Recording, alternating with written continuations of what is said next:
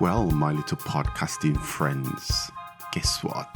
It's the World Athletics Championships in Tokyo. So the World Athletics Championships 2025 is in Tokyo this year. I think I mentioned previously that I used to do athletics many centuries ago. To be quite honest, I was there when the runner in the Greek times, I'm talking about the Greek times, when the runner was sent to Olympia to tell the Greeks that the war was over. I was there. Now, I wasn't competing because I was a little bit younger then.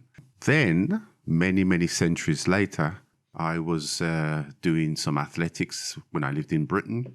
I used to do 100 meters, 4 by 100 meters, the long jump, and I tried the triple jump, but that didn't work out very well. So I've always been a fan of athletics, track and field, as the Americans call it. And so I've been watching the first few days, and it's like really cool. I'm going to try and keep up and inform you from my perspective of what's going to happen or what's been happening these days. I think it's for 7 days. The first thing I saw was the 35K or kilometer race. It's a walk. They call it a race, but it's a walk. But the thing is, the speed that these people walk, I think they should just remove the word walk and call it a 35-kilometer race. Now, one of the things as I was watching, now, I didn't watch for the whole 2 hours. I mean, got things to do in life. But one of the things when I was watching was the actual movement, the mechanical movements of their body. I'm sure these people are going to have arthritis problems when they get older, because that aggressive swing from left to right in the hips, the knees, and then the ankles, as well as the feet. And these people were going at, I don't know, it seemed 50 kilometers an hour. That's not walking. That is driving in a Vespa. That's how fast they were walking. And the motion is like dancing bachata. I don't like bachata, but this is the best way to describe the motion. The way your kind of hips swing from side to side and your feet do the same in coordination. And imagine doing this going forward at a forward speed of about 35 kilometers an hour. Amazing. The women's champion, she was Spanish, Maria Perez. I mean, she did it in 2 hours, 39 minutes. This is fast. And her time would have put her in the top 20 in the men's race. That's how fast this woman was walking.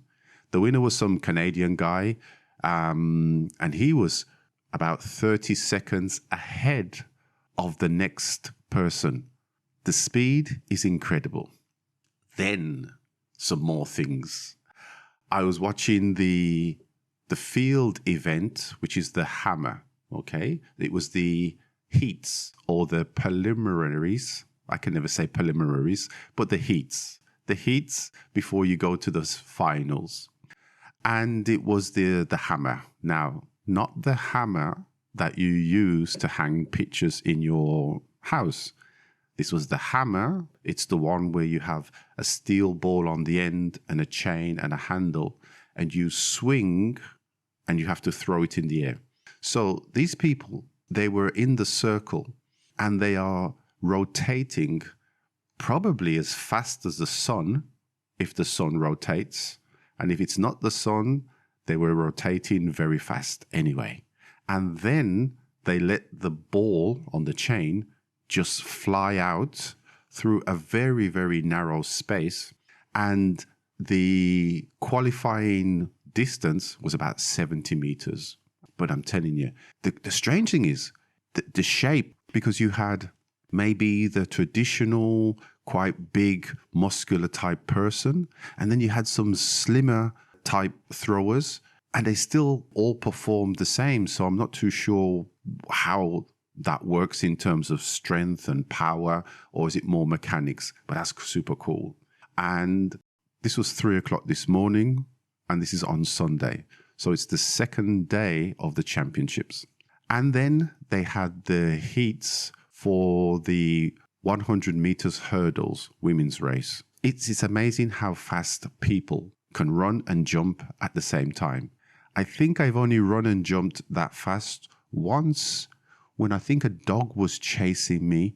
I was maybe about 12 or 13. I think a dog was chasing me, and I think that's the fastest I've ever run and jumped in my life. But these people, I mean, they're just super good. But what I've noticed, my observations, because you know, I am a person who have observations, is to be an elite athlete, which somebody in August, I was described as an elite athlete. Believe it or not, I was described as an elite athlete in August twice by 2 different people. Imagine. But anyway, back to the point. An elite athlete. Anyway, back to the point. To be an elite athlete, I figured it out. I've watched the Olympics, World Championships, and to be an elite athlete, you need to learn how to move whilst they are introducing your name or you're waiting to perform. And the movement is you need to transfer your balance, your weight from one leg, say the left leg, to the right leg. And you need to do it in a certain rhythmic way. So you start with your left leg with your weight on your left leg, and then you lift your right foot slightly, you tap it back on the floor, and then at the same time you shift your weight to the right side of your body. And then you do this from side to side, as if you were shaking a baby. Okay, not shaking a baby, but anyway, you know the idea. And everyone does that move. More aggressive, less aggressive, more sexy, less sexy, but everybody does that move.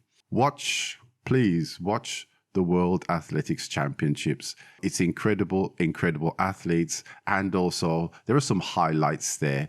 You know, obviously the stars who win all these races, the Americans and the Ethiopians, etc. And then you've got other nations which are coming up, like the Irish. The Irish have got some really good athletes now. So watch the athletics, and I will endeavor to keep you up to date with my observations over the next 7 days. Let's see if I can continue giving you some more juice on the World Athletics Championships.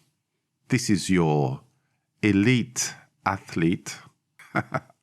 This is your elite athlete. Until the next time, see ya.